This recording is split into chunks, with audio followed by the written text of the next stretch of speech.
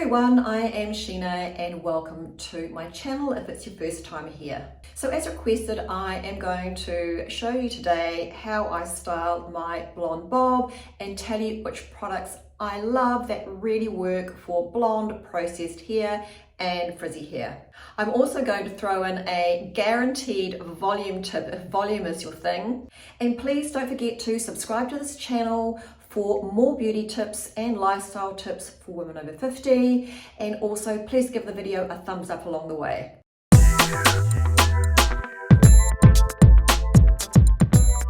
Now my hair is obviously color treated and it really needs some great products to keep it in good condition. So my goal with processed blonde hair is to have it looking healthy, shiny and sleek. And if you're a blondie like me, you know this can be a real challenge. But I have found some amazing products that deliver incredible results, and also these products are really fantastic if you have frizzy hair. All the products I'm going to use are listed in the description below for you, or you can go to my shop list which has all of my favorite products, and I've also put that link in the description below for you. Right, let's talk about shampoo first, and I use the Kerastars Blonde Absolute shampoo. This is fantastic and the entire range is designed for faux blonde hair care. Now this particular product is called Le Bain Seca Extreme. I'm not sure how to pronounce that correctly in French, but you get the idea. Let me tell you, this is fantastic and it's for all of you blonde bombshells out there. It is a must if you have bleached blonde hair. This is a shampoo in cream product and it is designed to really gently cleanse the hair and also reconstruct hair that has been bleached. So this contains hyaluronic acid and edelweiss oil to intensely moisturize and repair your hair. It will also make your hair stronger, which is something all of us blondies really want. Also makes our hair shinier and less frizzy, and also keeps our hair looking beautiful and bright and luminous without the brassy tones. The only weird thing about this particular shampoo is that on the first application to wet hair, when you're going through your first shampoo wash, it really doesn't lather. So I just distribute it through my hair, kind of give it a wash, rinse it out, and then on the second application, it develops into a beautiful, rich, creamy lather. The trick to using this shampoo though is to make sure you really rinse your hair thoroughly. Right, as you can see, I have washed my hair and I have just towel dried this and combed my hair with a wide tooth comb, just gently. Now I have not used a conditioner. Instead, these days I prefer to use a leave-in treatment, and there are two that I recommend and love for blonde processed hair. Now K18 is the first product that I can recommend for dry processed hair. Now this is expensive. It is around 145 New Zealand dollars. That is around 95 USD, but you only need 2 pumps at the most when applying and treating your hair. So I just apply it to my mid-lengths and right down to the ends.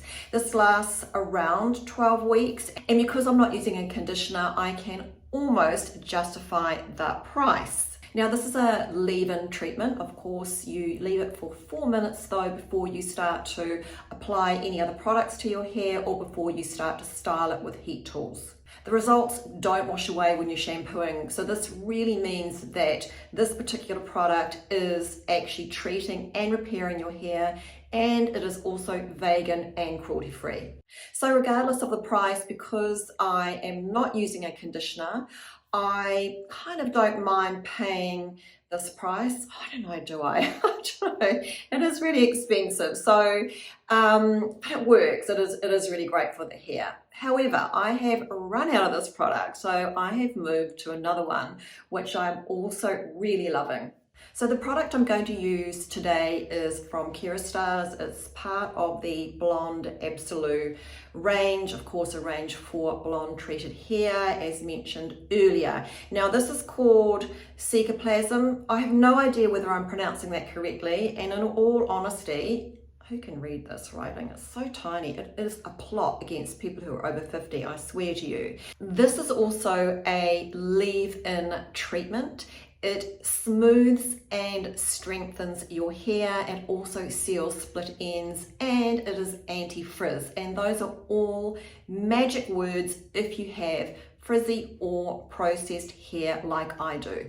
Now, what's also really special about this product is that it heat protects your hair up to 230 Celsius, that's around 446 Fahrenheit, and also that is a really big bonus if you are using heat tools like GHDs. Now, I'm just going to use 2 pumps and work that through my hair. I'm just going to comb that through now with a fine tooth comb, and that will just ensure that the product is evenly distributed through my hair. My hair already feels far better having put that product in my hair. Next, because I like volume. I don't know whether it's because I'm an 80s girl at heart, but actually, you know, flat hair does not suit me at all. So I apply the Bumble and Bumble thickening mousse. The full name, it's a long one as they all are these days, is the Bumble and Bumble Full Form Soft Mousse. So it is volumizing. It is also cruelty free. Now, this lightweight mousse smells amazing, and I just apply it to the areas where I want to have some lift. I'm actually reasonably generous with how much mousse I apply because I do like the volume, and it really does help to give me the lift at the roots that I want, especially around my crown area. So that should be fine. I have a couple of other tricks up my sleeve in order to give me that volume that I really love. Well, I'm looking better by the moment, aren't I? Oh, God.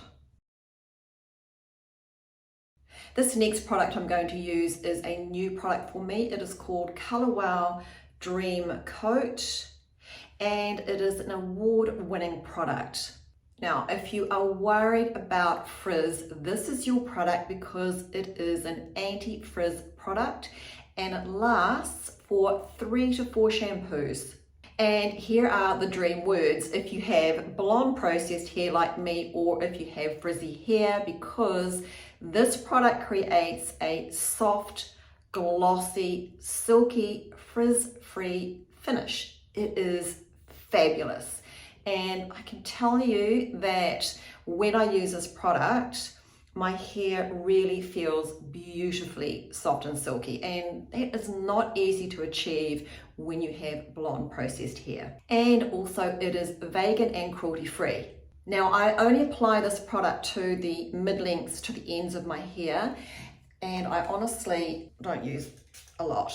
Now, the reason I don't apply this particular product to the roots of my hair is because I want to get lift hair, and creating a soft, silky finish at the roots is going to make my hair look flat. So that's why I only use it on the mid lengths to the ends of my hair. Now, you just apply this to damp hair and not wet hair, and spray it in sections, as you've seen me do already. Now, the instructions say use liberally. I don't actually use a lot, but that is your call. You would get the feel on how much you require to get the results that you need. Now, this product requires blow drying to activate it, and it lasts for 3 to 4 shampoos. I was worried when I first started using this particular product. I thought that it might make my hair feel really heavy and really flat, but it's quite the opposite. It feels really soft and natural and silky, as already mentioned. Now, this is a wonderful product if you suffer from frizzy hair because you live in a humid climate. Okay, let's get styling my hair. I use 2 brushes. This is a classic styling brush and also a round brush. So when I start my styling, I use my classic styling brush to dry at the roots first and brush my hair in the opposite direction to which it would fall, and this starts to give it some really good lift. Once I've done that, I clip my hair up and start to actually style my hair in sections.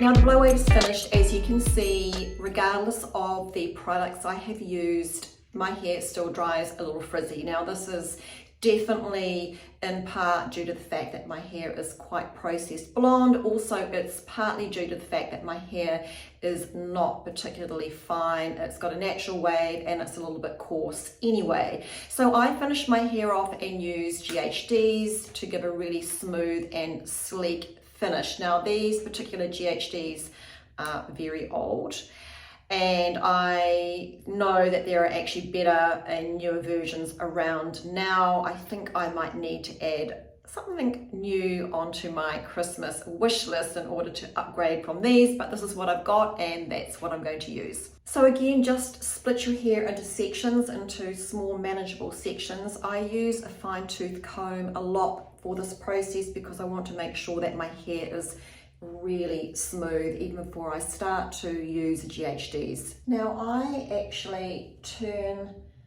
my sections of my hair under slightly to give that really nice bob look, and I also check the back of my hair thoroughly with another mirror to make sure that it's all nice and smooth at the back.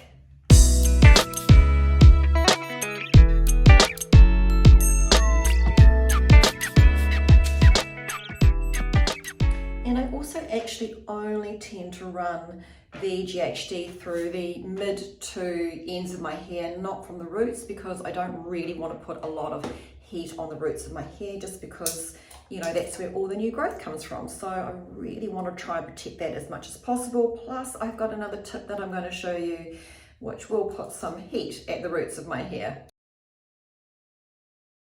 So I'm all GHDs, hair looks really pretty smooth and it feels really, really soft. Now you can just stop at this point if you don't want to get extra volume or lift at the roots. I haven't sprayed my hair yet either, but I'm going to show you the technique that I use to get this really amazing set and lift at the roots, and also show you an alternative if you don't want to use this particular process. For this technique, you ideally need a back combing comb. I use this particular comb here, or a back combing brush. Before you back comb, just make sure that the area is really smooth. I use a fine tooth comb to do that, and then back comb in 3 short strokes on the area closest to the roots. Then use your GHD to heat set it by holding it briefly at the roots of the section you just back combed. Continue using this method across any other areas you want to have volume. I have finished the heat setting and I now have some frizz at the roots of my hair, and that's difficult to avoid. So you just take either a wide tooth comb or a bristle brush, and then you just comb those areas or brush those areas to smooth them. Now what will happen is I will spray my hair shortly and flatten down any areas that have got a little bit frizzy at the roots, but honestly after an hour or so that drops anyway. It just has a bit of static in it, that's all. Now I would say if you have fine hair, probably avoid using that heat setting technique that I just showed you, because it can lead to hair breakage. Alternatively, you can use Velcro rollers and use those in the areas where you want to create volume. Leave those in, give them a blast of heat from your hair dryer, and then leave those to cool, and you'll find you'll have some gorgeous volume. So, you know, sometimes I do use this technique, but it's just quicker for me to use my GHD. It's just another step I don't have to do. In fact, though, quite often if I'm actually traveling, I do use these. I don't know why, I just do for some reason. Also, don't use the heat set technique on your hair during the week, other than if you have just washed your hair. You know, as mentioned, it can be damaging, so just be a little bit careful how often you use that technique. I might just add to that, I'm actually growing my hair to my shoulders, so the actual cut is a little bit endy. It's not as crisp as normal, where you might see me in other videos or on my Instagram where it's a lot blunter. Right, I am ready to spray my hair. I use the L'Oreal Infinium. This is only 25 New Zealand dollars, so that's probably what, 17 US, so it is really quite reasonable, much cheaper of course than that K18. Now I find this really holds my hair beautifully. It holds it firmly, but it gives a really soft, natural feel. And that is how I style my bob and what products I love to use and that work really well with blonde processed hair. Now, as mentioned, I am growing my hair actually to my shoulders, so it's becoming more of a lob rather than a bob. But the shorter my hair is, the shorter the bob, the easier it actually is to style. Make sure you go to a really great hairdresser to get an excellent cut and discuss with them how your hair will fall depending on what style of bob you want and what length you want. Make sure though that you really do that consultation to get the right length to suit your face as well. I really hope that you enjoyed the video, so thank you so much for watching. Don't forget to give it a thumbs up if you enjoyed it and found it informative, and don't forget to subscribe so that you can follow me to see more videos that are especially actually for women over 50. Thanks so much for your time today. Bye.